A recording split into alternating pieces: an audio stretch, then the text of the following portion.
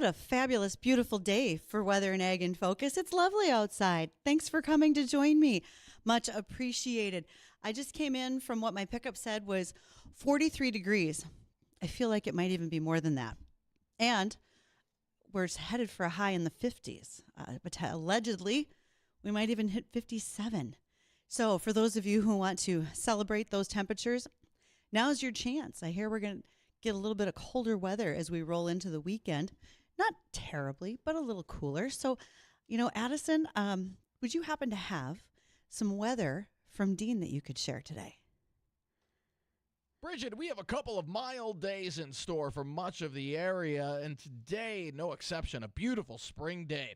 Now, the Northern Valley and northern Minnesota, a little bit cooler in the 40s, but the rest of us should see temperatures in the mid to upper 50s under partly cloudy skies, light winds turning to the south. More clouds come into the area tonight, upper 30s, and a very mild day on Saturday. We're looking at low to mid 60s in the FM area, a little cooler to the north. Then a cold front swings through Saturday night into Sunday morning. That could trigger off a sprinkle or a snow shower with lows dipping down to about 30 Saturday night, and then much cooler on Sunday with highs into the mid to upper 30s, kind of a slap back to reality on Sunday. But then we rebound next week back into the 40s to around 50 by midweek, and then cooler weather settles back in towards the end of next week. Now, the LRC does have a storm system towards the end of the month, and another one following that first week in April. So we've been saying this for the last few days. We're not quite done with the snow yet, but let's just enjoy the nice spring weather while it's here. Addison, you have so many things that are always going on at the start of the show, so thanks for playing that, because I know you're also making sure our live streams are running. That happens over on Facebook, YouTube, Acres TV, thanks to Lighthouse Commodities. Every day is a struggle, but we get it rolling. Also, I noticed you asked me a question, and I gave you a thumbs up because I'm in studio today, and I did that through the glass, but it's a little different because when I'm normally on my iPad, then Apple sends a little thumbs up bubble. Well, I'm sorry, I meant for you to get a thumbs up bubble today, but... Yeah, if anyone ever watches the streams very carefully, we sometime last year, I think it was, we discovered that Bridgette's iPad has like gesture emotes. Yeah. And we found out completely by accident. We were on air with Dr. Emily Fox from the Ashley Veterinary Clinic. And I don't even think we were talking to each other. But I think I gave like a thumbs up or I waved my hands. I think it was Dr. Emily that was actually the first one to trigger it, and she did it on air. And she didn't know what it was. No, I don't have the episode on hand. It was very funny because her eyes, she looked like a deer in headlights because she had no idea what happened. So then I had to figure it out. So I spent a lot of time waving my hands up and down. So for those of you who use your iPads for Zoom calls, etc., you too can now have bubbles and fireworks go off behind your head, balloons. There's a variety of things that happen. Yeah, there's all sorts of, if you do like a double peace sign, it does, if you do like a rock and roll hand, it's got all sorts of different things. And we accidentally trigger them constantly. So if you're watching our live stream, Compliments of Lighthouse Commodities, the entertainment factor, pretty high. It's not just Cooper and I on camera today, our Highlander mini cow mascot, but sometimes on other days we have all sorts of little background things that pop up and make it even more interesting. I'm not sure what it is about Cooper. For some reason on the camera, looking extra aggressive today. I think it's the way the fluff goes over the eyes. I don't know. There's something about Cooper going on today. He came down the hall riding in my work bag, and he may have been a little upset about it. So understandable. Sorry, dude. I apologize. Understandable. Yeah, and as a mascot, maybe I should take him along because after this, I have been graciously asked by one of our morning hosts, Bonnie Amistadi, to be on a charity sled hockey team for Hope Incorporated. The group is completely unaware of my lack of athletic ability, whether we're playing sled hockey or not. They're going to be woefully disappointed in what I can do. It'll be okay. You'll be fine. Sure. Will others? I was told to wear gloves, and I'm getting a helmet. And none of those really bode well for me. I feel like I just need a helmet in my day-to-day life sometimes. Sometimes it's not a bad place, yes. Well, For those of you who might be feeling the same way, maybe you've got concerns, whether it's with the weather, road reports, or you're worried about falling down on ice somewhere like I am. Yes, I know I'll be on a sled, but not right away.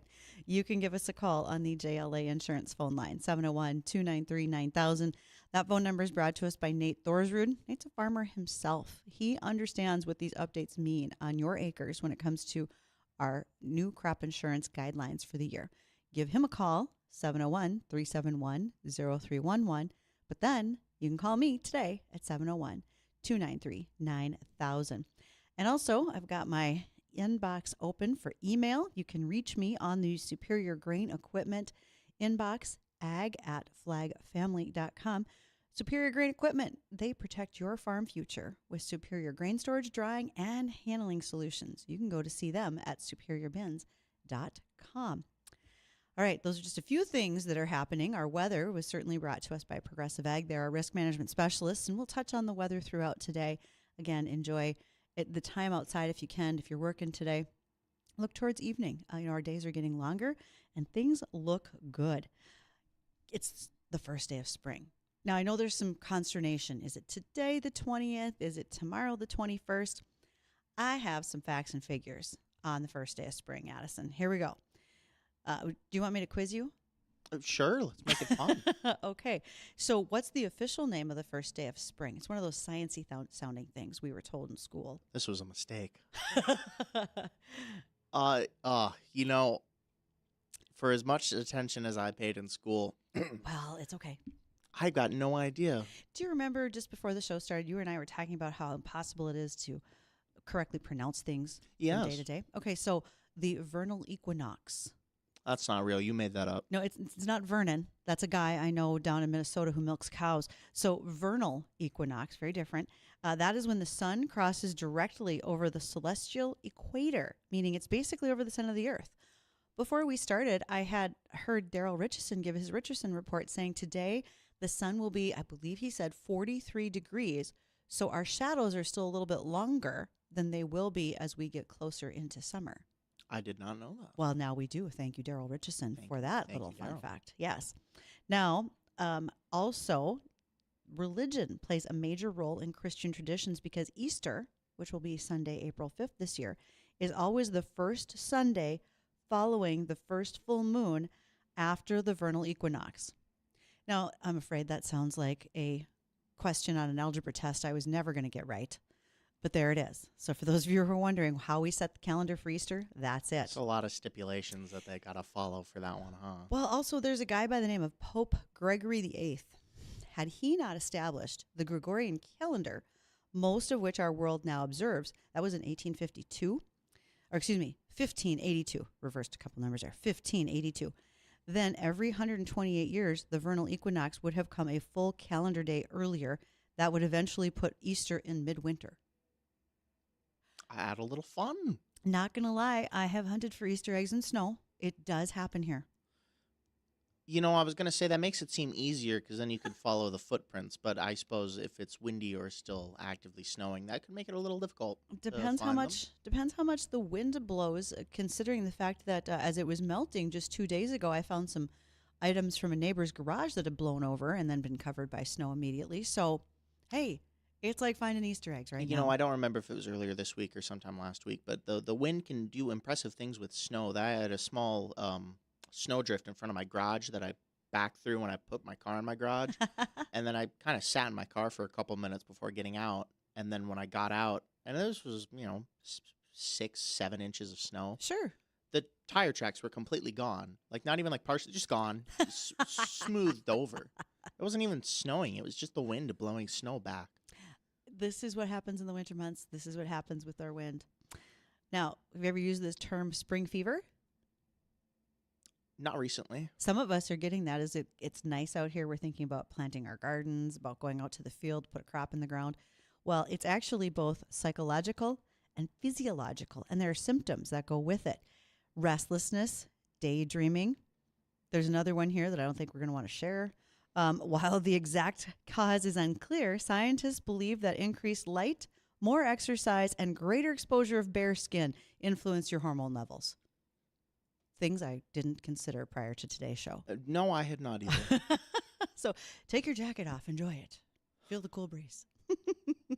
In this room, I don't think so. No, you work in a sauna over there on the other side of the glass. So we hope it gets better for you. I hope it gets better too. Other things that will get better? Well, one of them is your tech support might get better if you have a conversation with Chris Sherman over at Tech Support Farm.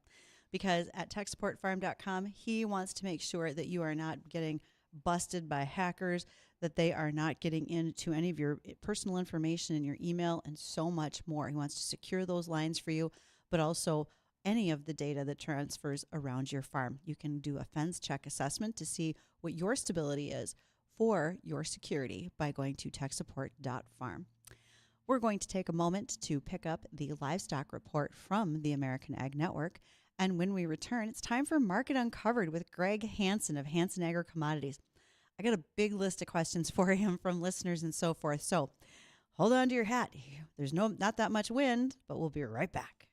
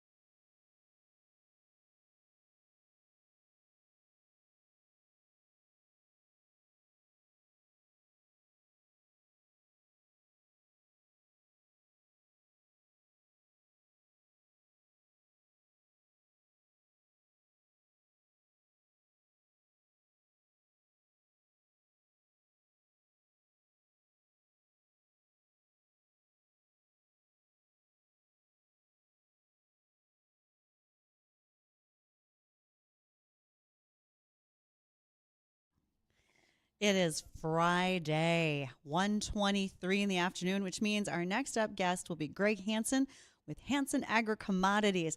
While Gregg is getting his mic situated, I do want to let you know that he will be joining me a little bit more than usual in the coming week. Thursday, March 26th, we are hosting the WDAY Radio Farm Show right here on air all day, 8:30 a.m. to 5 p.m. You'll be joined by myself. We have two interns, Dawson and Haley. They will be coming to us because of the generous grant of North Dakota Farm Bureau and Cass County Farm Bureau. They want to make sure that we have youth involved in agriculture and communications. And so I'm very excited to have them joining me, as well as Gregg Hanson with Hanson Agri-Commodities. Gregg's going to be on the farm show with me during the 10 a.m. hour as we talk about livestock. Now, so many times when I visit with Gregg, we are conversing about grains, global situations, geopolitical influences on our cropping markets. But we're going to talk about livestock, particularly that question that comes up so often these days: why does my beef cost so much? So we're going to be visiting not only with him, but a local producer. That's Josh Alsager of Alsager Meats. And then we'll be joined by Casey Heenan. He's actually with the South Dakota Cattlemen's organization in South Dakota, but he's got a background in running feedlots. And when I listen to Casey talk about markets, what we're doing with our herd and cost of production and so forth, he's one of the smartest guys I've listened to talk about it. So those three are going to be all together for a roundtable. We'll be doing that during the WDAY Radio Farm Show. That'll be Thursday, March 26th, 8:30 a.m. to 5 p.m. right here all day on the station, brought to us in part by Landmark Companies, Mosaic Company, Peterson Farm Seed, and Dynamic Cropping Systems. Part of that farm show as well, we'll have a segment on agronomy that will include Mosaic, Gowan, GK Technology, as well as Peterson Farm Seed. You know, if we want to make sure that we can get a corn crop up and popped out of that ground as fast as possible, the same with soybeans and some new trends that are going on with wheat, this is going to be a great conversation for us to have. We'll talk rotation and so much more. I have a segment on entrepreneurial farmers that have these side businesses, and how it not only benefits their farm, but then also things that are going on all around them. Well, in the meantime, we're going to take our time with the Gregg Hanson. He is with the Market Uncovered segment for us. Gregg, I have lots of questions from listeners for today, so I hope you're ready. I'm ready. All right. So one question that I was asked: is there a rush to sell old crop due to what's happening with Iran? Have you noticed quite an uptick from farmers bringing grain to town, looking for forward contract markets, etc.? There has definitely been an uptick on the corn side. We've been kind of seeing the bean side. You know, even before the invasion or the war happened, we were seeing the buildup, and that was getting beans to go. But the corn never really started rallying until 3 weeks ago when this war started. There's been a huge amount of old crop corn getting moved. I still think there's a huge amount of old crop corn out here, especially when you look at Minnesota and the Dakotas. My own personal opinion is there is more corn out here than what the government showed us there was on production. And so there's going to be, there's going to be a lot of corn to move even now, but once planning's done, it's going to feel like harvest at times, I think, through the summer. How will this market keep going up? Right now, we're kind of living and dying on what's going on with Iran. More times than not, we're following the crude market. Now, today was a little different. I think it was a little profit taking, but we've had a pretty good run. I still think there's more old crop to sell. But really, grains and oilseeds are energy. So if this thing goes on for another 3 weeks, it's not that we won't have a lot of up and down and a lot of volatility, but as a whole, crude should work its way higher, and then so should the grains and the oil seeds. So whenever this thing is done, whenever Trump comes out and says, all right, we've accomplished what we want, and we start to see that we're pulling assets out of the Middle East, and we are truly done, and they get that Strait of Hormuz open, that's when the party might be over for a little while, and then it's back to, okay, fundamentals is normal, what's the weather going to be, and go from there. So that probably is a good precursor to the other question that I've gotten from folks, and that is, are you seeing an uptick in farmers wanting to forward contract as they are looking ahead with what may or may not be happening and trying to lock in a slightly higher price right now? Yeah, we've definitely seen it old crop and new crop both. There's been an uptick in farmer movement. Okay. You can see it on the old crop and what the basis has done. It's really kind of gotten whacked from the farmer selling. But there's definitely been an increase, and you can see it not only in the bids, not only a little bit in the spreads, but you can also see it just from the commitment of traders report. Was it a week or two ago? One of the biggest weeks ever as far as commercial selling. When the commercials sell, that's because they're buying grain. Okay. And so we definitely know that the last 2-3 weeks there's been a whole lot of farmer selling going on. I was curious what you might think about this. I was asked this question earlier today and had my own answer. Do we think that what we currently see with concerns of getting fertilizer moved through the Strait of Hormuz right now, are we seeing many acres switch over from corn to soybeans in anticipation of higher input costs? My thought is probably not very much, only because they've already got their seed, they've probably got their fertilizer purchased for the most part. And if you've got storage and a dryer for corn, you're probably not going to switch to a lot of soybeans. What are you seeing, Greg? I think it depends on where you're talking. If you're talking the heart of the Corn Belt, you pretty much had your nitrogen bought. It's either in the ground or it's going in now or will be in the next 30 days. If you didn't have your nitrogen bought and you're in the heart of the Corn Belt, where you can pretty much only raise corn and beans, there's no other alternatives. If you didn't have your nitrogen bought, it's probably because you're having a problem with your line of credit at the bank. Okay. Everyone wanted to get their end bought. I mean, since last July or August, every agronomy center has been saying, hey, you better get your nitrogen booked because it's only going up. It's never going down. I think the farmers, as the most part, did that. Mm-hmm. Now, when you start to talk fringe areas, right, and I'm going to call the valley, northern Minnesota, the Dakotas, I'm going to start to call that more of a fringe area because you can raise some different commodities. You can raise some spring wheat or something else. I have heard, just talking to someone on the Minnesota side, that maybe 25-30% of the farmers had not booked their nitrogen. Mm-hmm. So when you're talking more of the fringe areas, could there be a switch because of that? Possibly. We had heard a couple weeks ago that there was some active planting going on in the Delta, and that we weren't so much losing corn acres, but we were going to lose rice and cotton to soybeans because of the spike that we saw in urea at the Gulf. Yes. It feels like it's more of a fringe area concern. And then if we lose some fringe corn acres, that's also not necessarily your best corn yielding areas, to be honest. So yeah, maybe we see a slight drop in corn acres, but you might see an uptick in the trendline yield. My own personal bias is I don't think we're going to switch a whole lot. And to be honest, yield means way more than acres do. Plus, I don't see, when we talk about switching acres, no one's moving 50% of their acreage to a different commodity crop. If they're doing it, it might be a 10 to 15% swing. Yeah, I mean, we're talking minute. There was one private that came out. They had a guess of 95 million acres earlier. They're down to 93. In a couple million acres, you change yield 3, 4, 5 bushel. That's a way bigger deal. I think weather this summer is way more important than are we talking 94 million acres, give or take a million, when it's all said and done. Last question for you, Greg, and this was one that I thought was very interesting.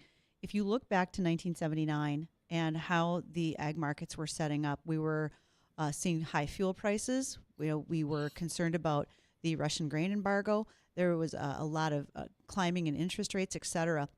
And the question from the listener is, does what we're currently doing look like 1979? And should we be concerned for our farmers more so than we have been? Well, there's a lot of ways where there are some similarities. And I was just having a conversation with a lender this morning about it, where when you look at back then, if we've lost 20% of our potential energy supply, does that, the thought was, well, that just means prices have to go up 20%. No, that's not the case. Price would have to go up to ration away 20% of the demand. So in some ways, there's that concern. One way that it's different is now we have ethanol, we have renewable diesel. So if energies go up, corn and soybeans should go up because corn and soybeans are now in energy. So that is one distinct way where it is going to be different. There is a definite concern of how high could crude go, Mm-hmm. and we can argue till we're blue in the face on what that number might be, depending on what happens in Iran and the surrounding area. But at least now we know that grains are more so tied. Yeah, crude goes up and it's going to cost more for your diesel, and you're going to maybe not make that extra pass doing some tillage or whatever. But if crude goes up, corn should go up. If crude goes up, soybeans should go up. You're going to get a little bit back on the back end uh, based on what's going on with that, with that energy number. Gregg Hanson, you do a fantastic job of helping us all understand what's going on, not only in the grain markets, but other commodities. And we look forward to seeing you this coming Thursday, March 26th, on the WDAY Radio Farm Show. You'll be on in the 10 o'clock hour. We're going to talk a little bit more about cattle in that time frame, and then we'll get you again next Friday. So, Greg, in the meantime, where can people reach you? Well, you can always give us a call at 507-338-6433. You can check out our website at hanson-ag.com, or we are on Facebook, Hanson Agri-Commodities. Thank you so much. And hold tight, folks. We want to catch the bottom of the hour news and then visit with Jason Hammerback. They bring us our personalized bait ups for our Wednesday weather trivia every week. And I want to visit with Jason about that particular item when we return.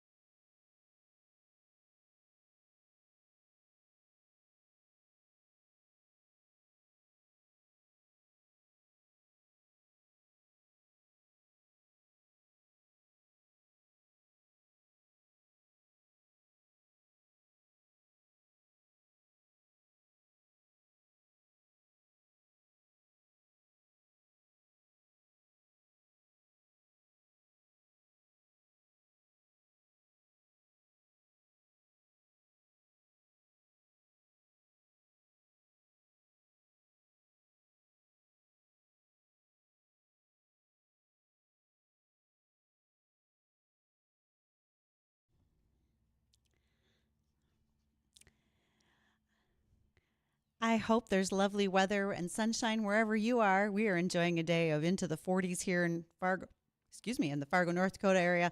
And you know what? It's not even false spring today. It feels like it might be real, which brings to mind things like fishing. And so that helps me bring in our next guest, Jason Hammerback with Darter Plastics, Becker, Minnesota. So, Jason, are you a fisherman? I got to ask that question first. I am. I've been a fisherman my whole life. All right.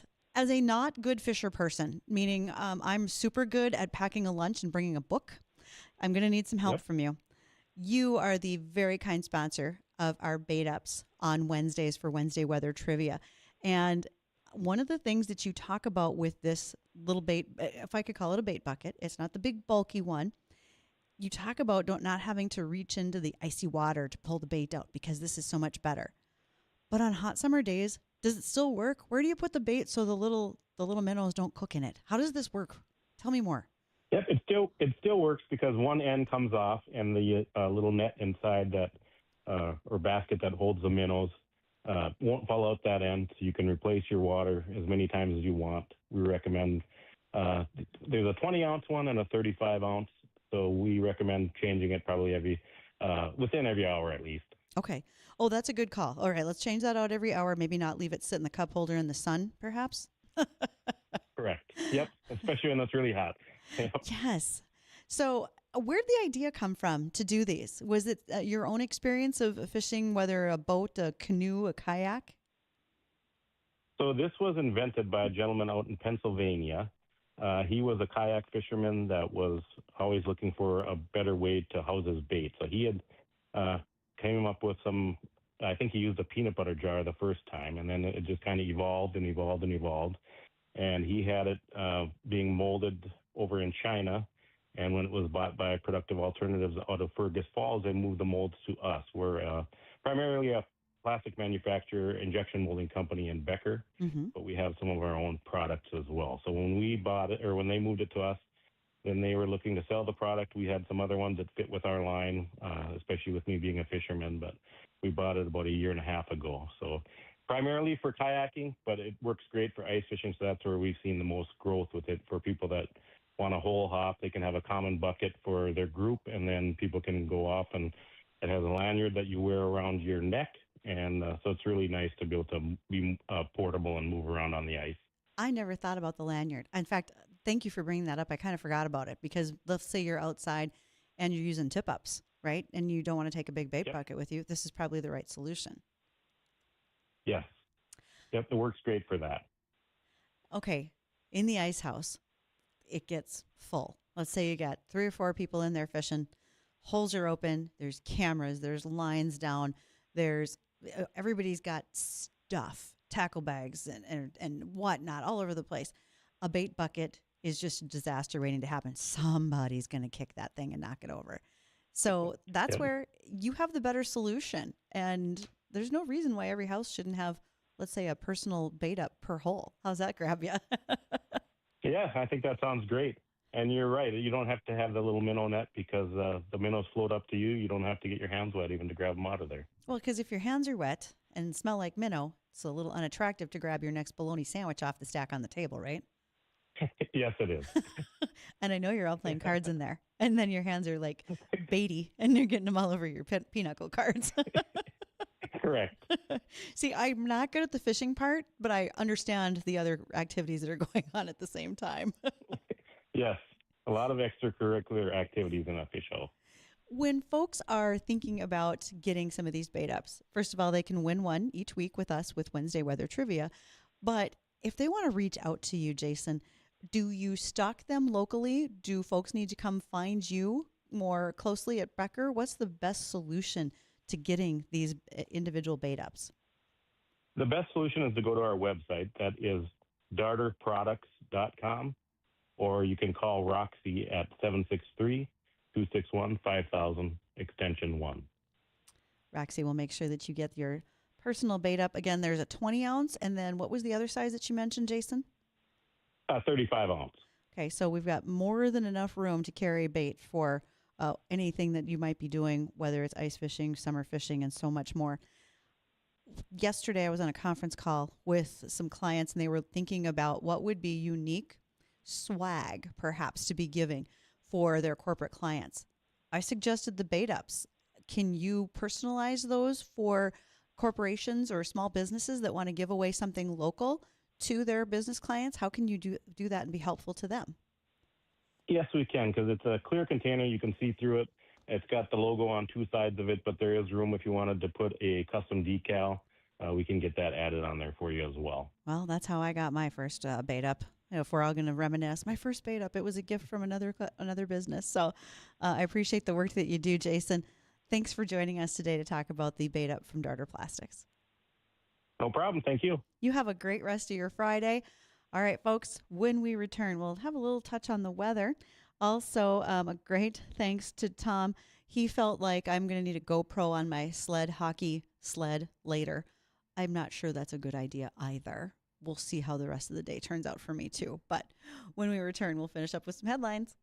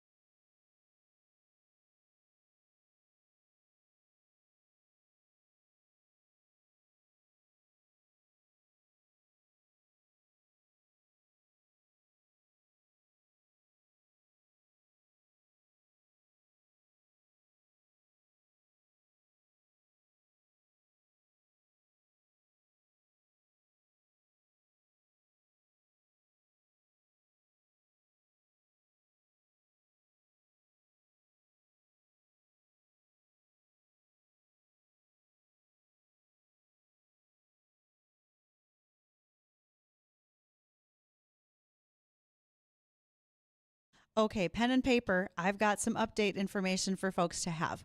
First of all, are you considering a new steel, commercial, industrial, or ag building? Any building, business, farm, operations. You're going to want to talk to Anderco. They have 20 years of experience in the region, and they've worked with businesses and farmers who have trusted them. They have a great reputation with experience, reliability, and results. Go to andercoenterprises.com or call them at 701-277-7078. Now, if you're looking for things to do today, besides watching my demise in sled hockey, thank you, Bonnie Amistadi, there is a fish fry at the Farmhouse Fraternity tonight up near the college. So from 4 to 7 p.m. for $15, all you can eat fish and all the fixins. And that's at 1144 College Street North. That is with Farmhouse Fraternity. This is an annual fundraiser that they do. It is for charity. The money goes to help with research for blood cancers. Next Wednesday, so that's the day before the WDAY Radio Farm Show, there is a meeting out in Jamestown. It'll be at the Gladstone.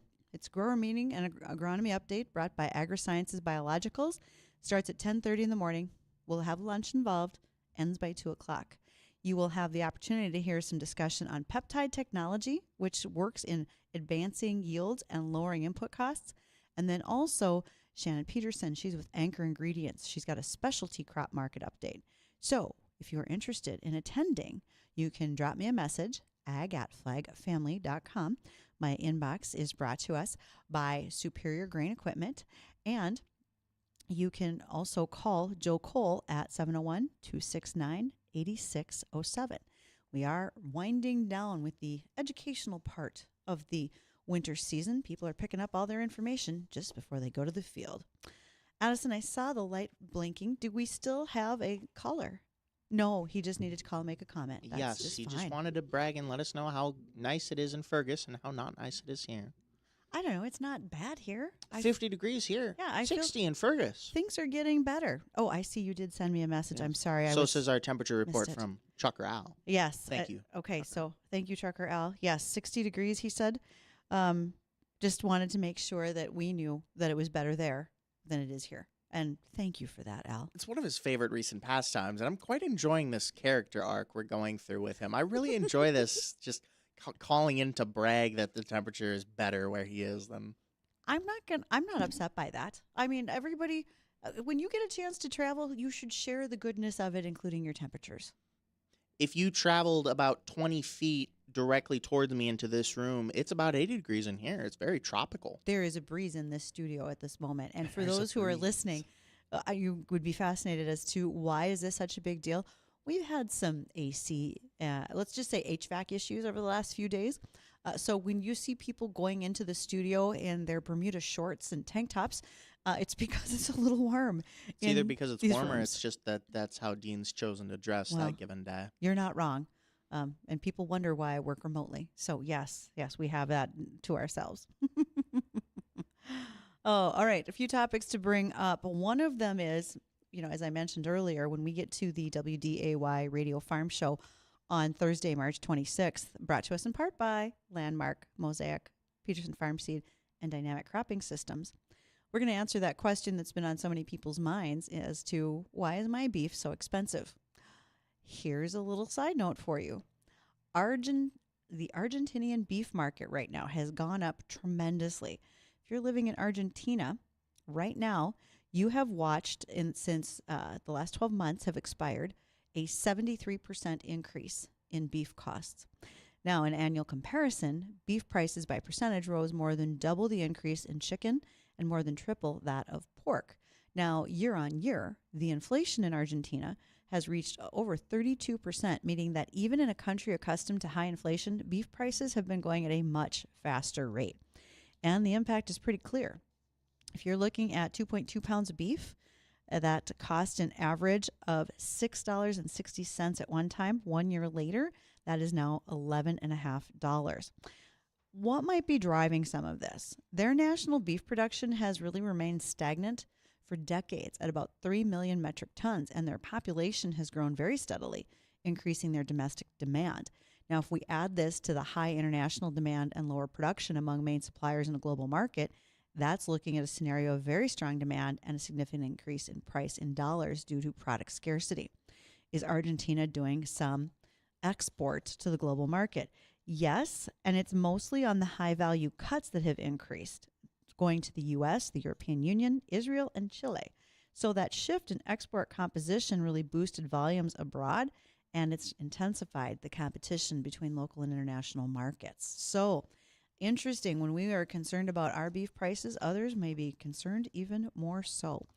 Again, this will really work its way into our conversation next week, Thursday, for the WDAY Radio Farm Show. Other things that we're going to want to touch on, I think, that will be important will be just getting that crop in the ground and off to its best start. We'll be able to do that in the Agronomy Hour segment. That agronomy group had so much fun that last year, after they got off air, they continued their discussion in the hallway for about another half hour. I feel like I should just keep them mic'd up so that they can't go anywhere. All right. What's happening with E15 as well? There has been a lot of discussion with legislation on the ethanol package. Right now, we have some states in the nation. There's about 8 of them that allow E15 for year-round use. We don't see that in all states, but currently there's a big push to see us continue to have the increase in number of states that would have E15 year-round, and then additionally, as we watch what's happening with crude prices. Well, that's making things a little bit more concerning when it comes to what we're watching for pricing. Let's end things today in our last few minutes with a little bit more fun about spring. So, on the first day of spring, here we go, we have another little factoid for you. If you're at the North Pole, you would see the sun skimming across the horizon beginning 6 months of uninterrupted daylight. If you're at the South Pole, you would see the sun across the horizon, which signals the start of 6 months of darkness.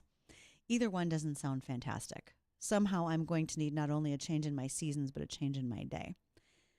Our flowers are probably starting to show signs of waking up. Typically, we see our lilacs, irises, lilies, tulips, daffodils, and even the dreaded dandelions as some of the first signs of spring popping out of the ground. Now, when it comes to lilacs, many of us have had conversations with Don Kinsler from NDSU's Horticulture and Extension Service. Don has reminded us that in the last 2 springs and falls, we have noticed that there has been a fungus affecting many lilacs, causing them to double bloom, so to speak, where with dry conditions and the action of that fungus, they're dropping leaves, but they're blooming later on in the fall when they really shouldn't be. So if you're like me, you're thinking ahead about the time frame when we see that first bud pop on those lilacs before it really opens up. When you see the buds forming, it is time to get to a garden center and get ourselves some fungicide. I personally am going to make sure that I fungicide not only my lilacs, but also the rhubarb is going to get it, and the grapes, because the chances of fungicide being needed by those plants is pretty high, just based on the conditions that we're coming out of from winter going into spring. And I think it would be a good idea to protect plants as best possible. So that's part of my game plan as I watch things change up in my yard. Now, lastly, according to the National Association of Retailers, spring is the most popular time to buy or sell a house. So if you're thinking about it, let's get that thing ready now. Buyers are usually pretty hesitant to move in the winter when the weather's colder. I don't know. No one's never told my children or my friends that, because they always choose either the hottest or the coldest, worst day possible to want to move furniture. It's a given. I would rather move in the cold. You would, but your neighbors, while you're holding the door open, might not be so pleased. They can put a big jacket on. Big blanket. Keep the door closed, people. Bring out the Snuggie. Hey, but if you want to sell something, property prices are at their highest during this time of the year. Well, that would actually be an excellent question for us to pose to Brad Olstead when he joins us next week for On the Auction Block with Steffes Group. That'll be on Tuesday. So, much to come next week. Looking forward to seeing you then. Meanwhile, it is time for the Jay Thomas Show. Up next.